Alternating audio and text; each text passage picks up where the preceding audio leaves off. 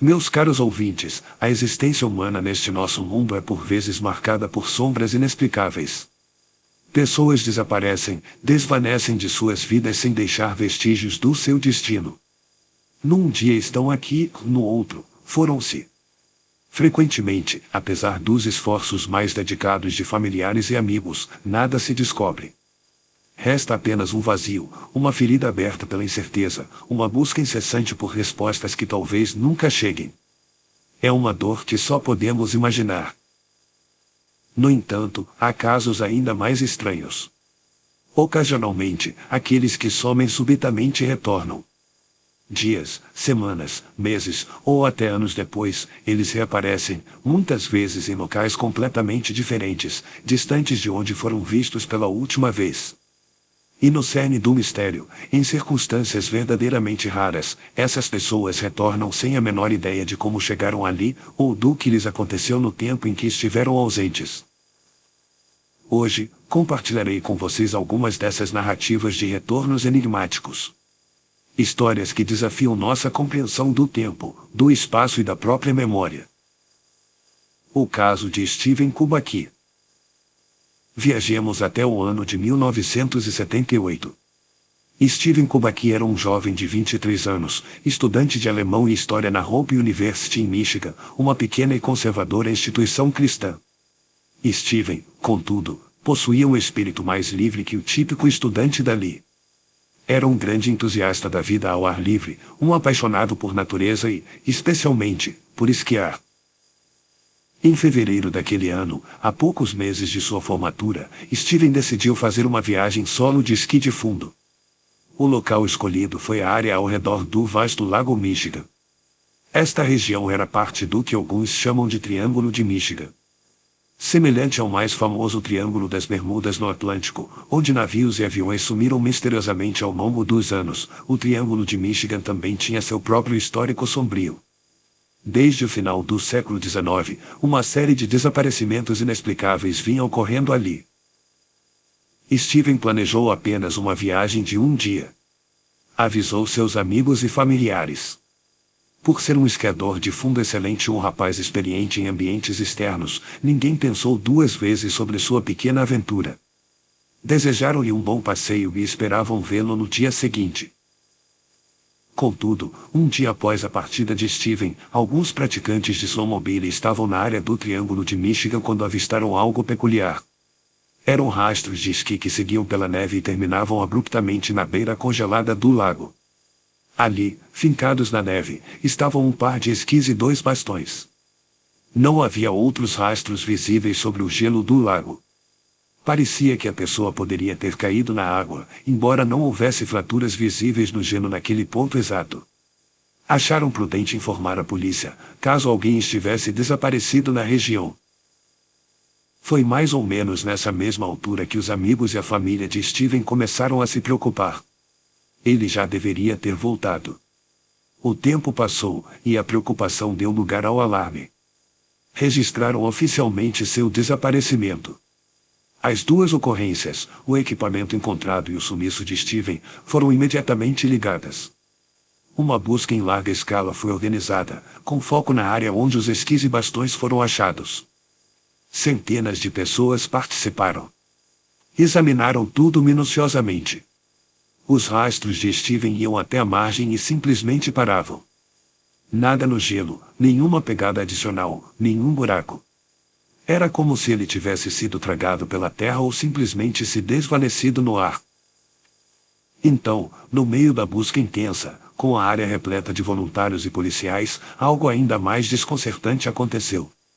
A mochila de Stephen apareceu. Estava ali, bem ao lado dos esquis e bastões. Mas todos que chegaram primeiro ao local tinham certeza absoluta de que a mochila não estava lá quando o equipamento foi encontrado inicialmente. Como ela surgiu ali, ninguém soube explicar. Foi um detalhe bizarro que os investigadores não tiveram como processar, restando apenas aceitar que ela estava lá, apesar da impossibilidade. Após dias de uma busca exaustiva e elaborada, sem qualquer outro vestígio de Stephen, as autoridades tiveram que tomar a difícil decisão de encerrar os trabalhos. A explicação oficial dada à família, já devastada pela dor, foi que Steven provavelmente tirou os esquis, deixou seu equipamento na margem, aventurou-se sobre o gelo do lago, que deve ter cedido sob seu peso, e ele se afogou. Na ausência de outras pistas, era a única conclusão que parecia minimamente lógica. Todos, com pesar, acabaram aceitando essa versão. Por que não aceitariam? Passaram-se 15 longos e silenciosos meses. A família tentava seguir em frente com a dor da perda. Até que, numa noite comum, o pai de Steven ouviu batidas firmes na porta de sua casa. Ao abrir, ficou paralisado. Diante dele estava seu filho, Steven Kubacki. Vivo. A incredulidade foi total, pois ele e todos os outros acreditavam piamente que Steven estava morto. O mais estranho era que o próprio Steven parecia completamente alheio à passagem do tempo. Ele não tinha ideia de quanto tempo havia se passado. Foi só ao ver a data em um jornal dentro da casa do pai que ele percebeu o abismo temporal em 15 meses. Como pode ser? Ele perguntou ao pai, confuso. O pai relembrou o local do desaparecimento, perto do Lago Michigan, a mais de 1.100 quilômetros dali. Como você chegou até aqui? Foi a pergunta inevitável. Steven não tinha respostas claras. Disse apenas que acordou subitamente. Estava deitado em um campo gramado em Pittsfield, Massachusetts, a cerca de 60 quilômetros da casa de sua tia, irmã de seu pai. Sem saber onde estava ou como chegou ali, caminhou até a casa da tia, que, chocada, o levou imediatamente para a casa do pai. A confusão não parava por aí. Steven vestia roupas que não eram suas e que ele não reconhecia. Carregava uma mochila nova, também desconhecida. Dentro dela, havia uma coleção curiosa de itens e mapas diversos, pequenas lembranças e bugigangas que pareciam indicar viagens por várias partes dos Estados Unidos. Havia indícios de passagens por São Francisco, Sacramento e outras cidades da Califórnia, além de Chicago e Utah. Ele tinha $40 em dinheiro vivo. Calçava tênis novos e usava óculos novos. Vestia também uma camiseta de uma maratona realizada em Wisconsin, que o identificava como participante. Diante de todas as perguntas, Steven não tinha memórias do período desaparecido. A única sensação vaga que conseguiu comunicar à imprensa, antes de se fechar e evitar qualquer entrevista posterior, foi a de que sentia como se tivesse ocorrido muito. O que aconteceu com Steven Kubacki durante aqueles 15 meses? Onde ele esteve? Como viajou? Como obteve aqueles itens? As perguntas permanecem, um enigma flutuando no tempo, sem resposta aparente, nem mesmo para ele. O caso de Danny Philippides. Avancemos agora para o início de 2018. Danny Philippides era um bombeiro de Toronto, Canadá, com 49 anos. Tinha uma vida estável e feliz, uma esposa amada, 2 filhos, sucesso na carreira. Era um homem saudável e ativo. Todos os anos, ele e seus colegas bombeiros faziam uma tradicional viagem de esqui, um retiro anual para relaxar e se divertir. Naquele ano, o destino foi a Montanha Viteface, no estado de Nova York.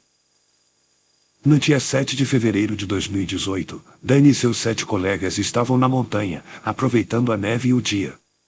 Danny era um esquiador entusiasta, essa viagem era um dos pontos altos do seu ano. Por volta da hora do almoço, o grupo decidiu descer até o chalé da base para comer alguma coisa. Danny, porém, estava se divertindo tanto nas pistas que preferiu continuar. Vou fazer só mais umas 2 descidas, disse ele aos amigos. Encontro vocês lá embaixo em mais ou menos meia hora. Os colegas desceram. Passou meia hora, depois 1 hora, e Danny não apareceu no chalé. Seus amigos terminaram a refeição. Pensaram que talvez ele estivesse tão entretido que decidiu pular o almoço e continuar esquiando por conta própria. Não se preocuparam muito inicialmente e voltaram para as pistas. Contudo, ao final do dia, quando as pistas começaram a fechar e os esquiadores a deixar a montanha, a preocupação começou a crescer. Eles checavam os celulares, mas não havia mensagens de Danny. Ninguém o tinha visto. Decidiram verificar seu quarto no hotel, que era anexo à montanha. Bateram na porta, sem resposta. Foram até o estacionamento e encontraram o carro de Dani ainda lá. Voltaram à recepção, explicaram a situação e conseguiram acesso ao quarto. Dani não estava lá, mas todos os seus pertences pessoais estavam: carteira, dinheiro, passaporte, tudo. Estava claro que Dani não tinha simplesmente ido embora. Seu carro estava ali, seus documentos e dinheiro também. Mas então, onde ele estava? O alarme soou e uma busca em larga escala foi imediatamente organizada. Aquele dia, Viteface estava particularmente cheia de gente, o que aumentava a esperança de encontrar testemunhas. Além disso, havia nevado muito nos dias anteriores, acumulando uma camada espessa de neve fora das pistas. Seria extremamente difícil para alguém se afastar muito da área demarcada, mesmo que quisessem. A busca envolveu muitas pessoas, cães farejadores, e vasculharam a área o máximo possível. Entrevistaram outros esquiadores, mostraram fotos de Dani. Ninguém o tinha visto após ele se separar dos amigos. Nenhum sinal, nenhuma pista. Após dias de buscas infrutíferas nas condições difíceis, as autoridades tiveram que suspender os esforços. A conclusão, dolorosa, comunicada à família e amigos, foi que Dani provavelmente havia se perdido e sucumbido ao frio e aos elementos. A neve profunda dificultava a localização, mas talvez seu corpo fosse encontrado na primavera, com o degelo. Essa foi a notícia que sua esposa e filhos receberam. O luto e a incredulidade se instalaram. Alguns dias se passaram. A esposa de Dani estava em casa, em Toronto, tentando processar a tragédia e se ajustar a uma nova e terrível normalidade. Então, o telefone tocou. Era um número que ela não reconhecia. Atendeu. A ligação estava com ruído, mas entre as interferências, ela ouviu uma voz que reconheceu instantaneamente: era Dani. Mas algo estava muito errado. Ele soava confuso, perdido. Dani, é você? Onde você está? Ela perguntou, o coração aos pulos. Não sei, e não sei onde estou, e não sei como cheguei aqui. O que estou fazendo? Ele balbuciava, desorientado. Ela, mantendo a calma como podia, insistiu para que ele ligasse imediatamente para a polícia, para que pudessem encontrá-lo. Ele concordou e desligou. Pouco depois, a polícia recebeu uma chamada de Dani.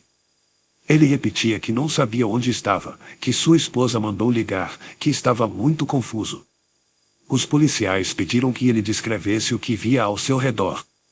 Com base na descrição, e talvez com a ajuda da localização do celular, conseguiram finalmente determinar onde ele estava. A localização era espantosa, perto de Sacramento, na Califórnia. A quase 4.600 quilômetros de distância de Viteface Mountain, em Nova York. O mais bizarro ainda estava por vir.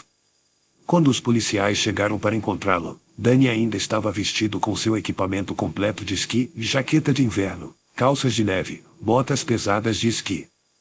Ele até tinha os óculos de esqui apoiados na testa ou na cabeça. Mas, incrivelmente, ele também ostentava um corte de cabelo visivelmente recente. E segurava um iPhone novo, recém-comprado. No entanto, não tinha consigo nenhum dinheiro, nenhuma carteira, nenhum documento. Todos os seus pertences haviam ficado no quarto do hotel em Nova York. As perguntas eram inevitáveis e desconcertantes. Como ele viajou quase 5.000 quilômetros através do país sem dinheiro, sem carro, vestido para esquiar? Como conseguiu um corte de cabelo? Quem cortou o cabelo de um homem obviamente desorientado e vestido de forma tão inadequada para a Califórnia, sem questionar ou alertar alguém? Como ele comprou um iPhone novo sem dinheiro ou cartão? Dani não tinha respostas. Até hoje, o mistério permanece absoluto. Nem ele, nem sua família, nem os investigadores conseguem explicar essa jornada impossível e o lapso de memória que a envolveu. O caso do jovem menino. Nossa última história nos leva mais longe no tempo, sendo registrada em um relatório oficial de etnologia americana publicado entre 1897 e 1898.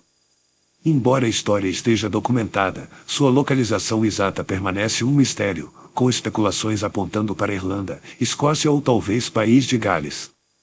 Devemos, portanto, ouvir com a mente aberta quanto ao local exato. Por volta de 1898, um menino de 12 anos estava entretido perto de um rio que serpenteava pela floresta próxima à sua casa. Ele passará um tempo praticando com seu pequeno arco e flecha. Depois, cansado da pontaria, decidiu ir até a margem do riacho e começou a construir uma modesta represa com pedras e galhos, na esperança de criar uma poça para pegar alguns peixes. Estava ajoelhado, concentrado em sua construção, quando percebeu uma figura se aproximando, caminhando ao longo do rio em sua direção. Olhou para cima. Era um homem, um estranho, mas de aparência perfeitamente normal, até elegante. Vestia um belo terno e parecia ter surgido calmamente do meio do bosque. Aproximou-se e perguntou amigavelmente o que o menino estava fazendo. O menino explicou sobre sua tentativa de fazer uma armadilha para peixes. O estranho comentou que parecia um trabalho árduo e sugeriu que o garoto fizesse uma pausa. Então, fez um convite inesperado: se quiser, enquanto descansa, pode vir até minha casa. É logo ali, passando a curva do rio. Minha família está lá. Você pode comer conosco e depois voltar para terminar sua represa. Viviam-se outros tempos, com percepções talvez diferentes sobre interagir com estranhos. O menino, embora talvez sentisse alguma hesitação, sentiu-se compelido a aceitar. Talvez por educação, para não ser rude, ou talvez por uma confiança ingênua. Ele concordou. Acompanhou o homem, subindo um pouco pela margem do rio e adentrando a floresta por um caminho que ele não conhecia bem. Logo chegaram a uma cabana. O menino brincava frequentemente naquela floresta e tinha certeza de nunca ter visto aquela cabana ali antes. Contudo, qualquer apreensão que pudesse ter foi dissipada rapidamente. As luzes da cabana estavam acesas, e ele podia ouvir o som alegre de crianças brincando lá dentro. E, para sua completa tranquilidade, sentado na varanda, conversando animadamente com outra pessoa, estava um homem que era um amigo próximo e conhecido de sua própria família. Ver aquele rosto familiar ali dissipou qualquer medo. Ele cumprimentou o amigo da família, que respondeu com um aceno amigável. Confiante, o menino entrou na cabana.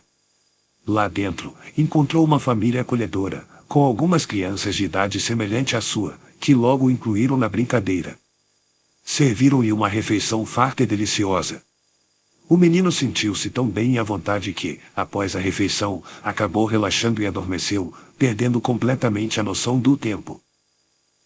Acordou na manhã seguinte, com o sol raiando. Sentiu-se imediatamente culpado e preocupado. Não tinha intenção de dormir fora e não havia avisado ninguém de sua família. Imaginou o quão preocupados deveriam estar. Levantou-se apressado para ir embora. O estranho que o havia convidado, o dono da casa, já estava de pé. O menino agradeceu a hospitalidade e pediu se o homem poderia acompanhá-lo de volta até o rio. O homem concordou em levá-lo parte do caminho. Saíram juntos. Enquanto caminhavam e conversavam amenidades, o menino agradecendo novamente pela generosidade, eles passaram por uma paisagem que pareceu estranha ao garoto. De um lado da trilha havia um pomar carregado de frutas, do outro, um vasto milharal dourado. A manhã estava linda, o sol nascente pintava o céu. O menino lembrou-se de achar a cena muito bonita, mas ao mesmo tempo, um sentimento de estranheza o invadiu. Ele não reconhecia aquele lugar. Onde exatamente ele estava? Assumiu que o homem o estava guiando de volta, mas a paisagem não lhe era familiar. Chegaram a uma espécie de encruzilhada ou junção de trilhas, no limite do pomar e do milharal. Ali, o estranho parou. Deu as últimas instruções ao menino: siga em frente por este caminho, vire à direita logo adiante, depois vire novamente e você chegará de volta ao rio, no ponto onde nos encontramos. O menino agradeceu mais uma vez. O estranho então se despediu com uma boa sorte, até logo, virou-se e começou a caminhar de volta na direção de onde tinham vindo, presumivelmente para sua cabana. O menino começou a andar, seguindo as direções indicadas. Mas após alguns passos, uma curiosidade repentina o fez parar e olhar para trás, talvez para dar um último aceno ou apenas para observar o homem que o acolhera. O que ele viu, ou melhor, não viu, o deixou paralisado. O pomar e o milharal haviam desaparecido. Simplesmente não estavam mais lá. No lugar deles, estendia-se apenas a floresta densa, escura e fechada que ele conhecia. Não havia sinal da paisagem ensolarada e cultivada de momentos antes. Confuso e assustado, ele se perguntava o que estava acontecendo quando, ao se virar novamente para frente, viu um grupo de pessoas correndo apressadamente em sua direção pela trilha. Parecia um grupo de busca. E no meio deles, reconheceu o rosto aflito do amigo de sua família, o mesmo homem que ele tinha certeza de ter visto na varanda da cabana na noite anterior. O menino sentiu um misto de alívio e culpa. Sabia que devia ter causado muita preocupação por ter dormido fora. Estou aqui! Estou aqui! Gritou ele para o grupo que se aproximava. Quando finalmente o alcançaram, ofegantes e aliviados, a primeira pergunta foi: onde você esteve? O menino, ainda confuso com a paisagem desaparecida, virou-se para o amigo da família e perguntou: você não contou a eles que eu estava com você? A reação do amigo foi de total perplexidade. Do que você está falando? O menino insistiu: sim, na casa. Com a família.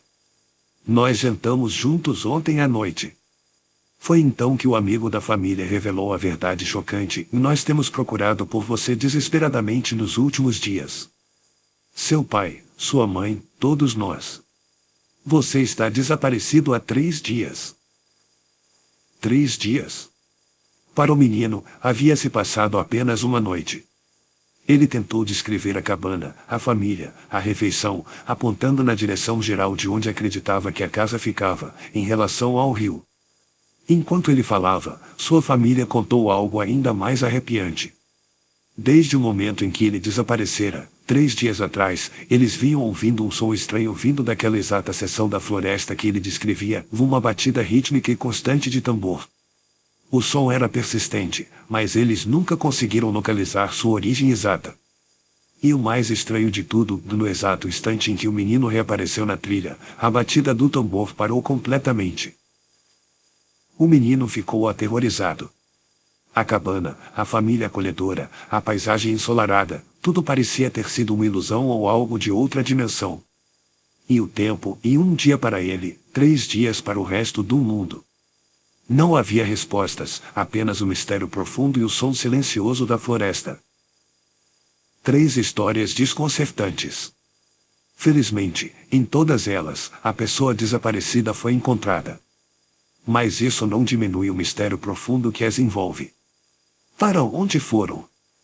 É como se tivessem deixado nosso mundo por um tempo, dias, ou no caso de Steven Kubaki, mais de 1 ano, e depois retornado, como se através de uma falha na própria realidade.